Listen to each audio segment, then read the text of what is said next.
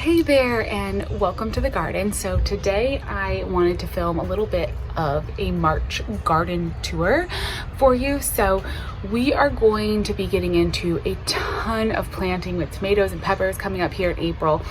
But I wanted to give a little status update. I know you've all been seeing a lot of the changes that have been happening in the garden, but this is the official March garden tour where we're at. We just hit what I think is our last frost. So a lot of growth and change is going to be happening soon.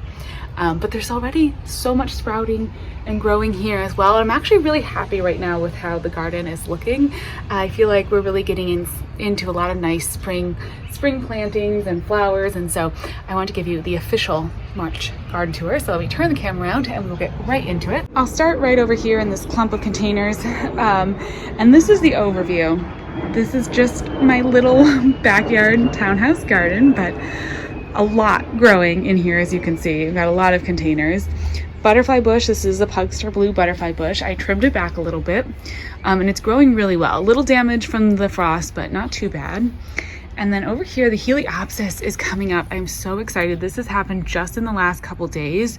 I was kind of worried that it hadn't made it because I wasn't seeing any signs of growth, but it's starting to come up. We've got the little bit of the Laxton peas growing next to it, some container lettuce, the phlox that I transplanted the other day. And then you'll remember I planted up this container of herbs with lettuce in here. I gotta come in and harvest some lettuce this week, but I can't believe how much this is filling in already. It's looking so full, and that's been a really nice addition to the garden. This container as well has just exploded. So this is lanceolato kale and some Italian parsley, and really filling in. So I'm gonna have to definitely harvest this too, start using some of that parsley. That'll be really good. I'm loving the look of those two together. All of a sudden this container just like came into its own, and I'm really loving the look of it.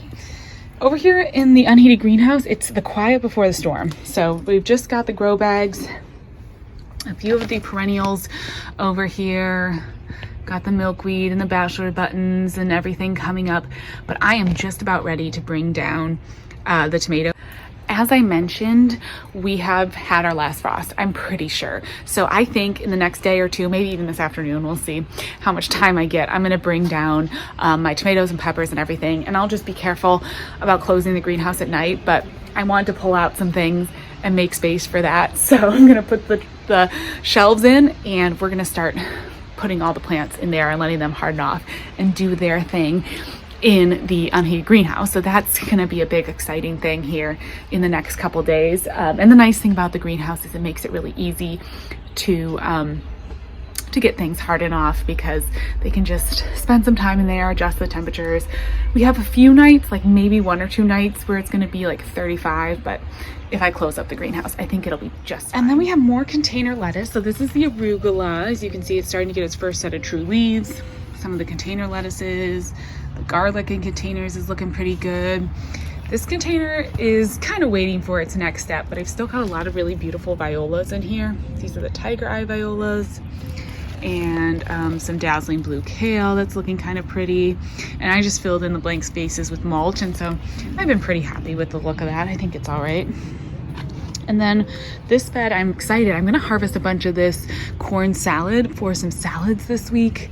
We've got some feathery frills kale, really looking beautiful, more garlic and onions. This is actually the radicchio. I forget what the variety is, but this is some radicchio. So I'm still letting this kind of head up because it's still pretty young yet, but hopefully we'll get a few heads of radicchio, which would be really exciting, because I was pretty excited about this in the fall.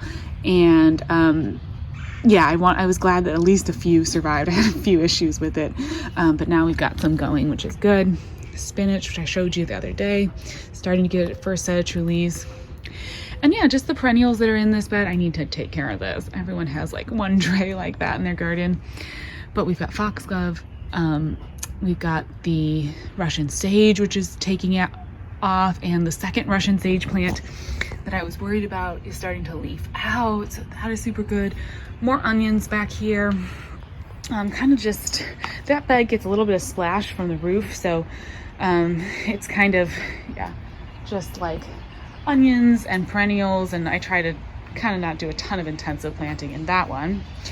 And then our blank space where I'm going to be putting in my pollinator garden area. So that's just blank and empty. I still need to fix this raised bed desperately, but I need to come out here and get something better to fix it. So don't mind that. But my rose is starting to leaf out. So I have been excited to see some changes on there, and some of my black-eyed Susans are starting to come up. I've got an allium or two planted in here as well, so those are looking good. Morse heading collards are about to get pulled out because those are flowering. And then some apple blossom snapdragons. So this bed is gonna have squash and some tomatoes and some cucumbers. So I'm gonna be planting this bed up pretty quickly here. You've seen these containers a lot with the violas, but they're all good. Just still waiting on these daffodils, like nothing happening here. Although the grape hyacinths did finally come up a little bit in this container. Not the show I was looking for, but at least there's something. So I'm gonna let it go. And these are the little thyme plants that I put in these little pots. I started these from seed in January, and they're doing pretty well. That's exciting to see. So my challenge for this year, I want to try to keep the containers for the most part right where they are, and then keep changing them out throughout the seasons, so we kind of watch the look of the garden change in this cohesive kind of way as each season goes by. And then we've got some golden snap peas that are really taking off, and so is my clematis. I just talked about this the other day. I'm so excited at how well this wintered over. It's looking beautiful and happy and just putting on tons of growth. Oh my gosh, I'm gonna have lotus in this container, so it's just waiting for some lotus plants. So nothing going on there. And this area, you can see some compost that I laid down. That's actually going to be where I plant some tomatoes. And then more lettuces. The lettuces are really filling in well in this container. So hopefully those alliums will start really taking off and blooming. And then basically just the carrots in this bed, although I did bring out this tray, which has Swiss chard and green onions and a little bit of lettuce. These little head lettuce seedlings are right here. And those are all gonna go into this bed in probably just, maybe a week or so, once they just get a little bit bigger. And then of course we've got the willow over there and the elderberry. My container pond is looking pretty good, and hopefully the lily pads are reaching their way up. I don't know if you can see them in there, but they're reaching their way up, and hopefully they'll be starting to reach the top of the surface of the water soon. And then all those violas I started from seed are starting to really take off as well. And so hopefully we'll see some blooms on them. They're starting to really, it looks like, get into that size where they start putting off some bloom. And then the hanging baskets are doing well. So I'm loving having all these violas in the hanging baskets. This has been so pretty. I've been really enjoying it. They're just such a fun collection of colors, and the flowers are just gorgeous.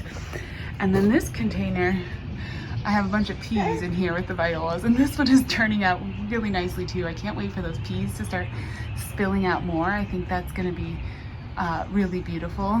And then the black violas are just black, really deep purple, are so pretty. Some of my favorites. And I've got the flowers on the blueberry bush. So we're starting to get some flowers, some more of the little thyme, orange yellow thyme, and then a few more perennials starting to come up. These are a few black-eyed Susans that are coming up in here. We've got the rutabagas starting to really take off and get large. Phlox that I transplanted. These containers will get fleshed out a bit more with summer annuals. I may even add a container or two. We'll see as the season gets going, just to really fill it in and get a lot of color. And I've got this grow bag that I've got to get planted. Probably should get that shovel out of the rain, but that happens. And that is the March garden. So here we are at the end of March. I feel like there's really a lot going on still, even though we haven't really gotten to the full planting season, and a lot of colors and a lot of blooms, which is fun. And just as I said, we're right on the edge of a lot of really big changes. So the next garden tour that you see, everything is going to be looking a lot different. I think we're going to have just a lot more planted, some summer annuals, hopefully, tomatoes, peppers, all of that. I will keep you posted as we start planting out more of those flowers and hardening off the vegetables and all of that, because it's just such a fun process. This is like, we're getting right to the prime garden season. But I had to just give you the full tour, the complete look at the March garden. And yeah, that's it. Anyways, thank you so much for watching, and I'll talk to you in the next one.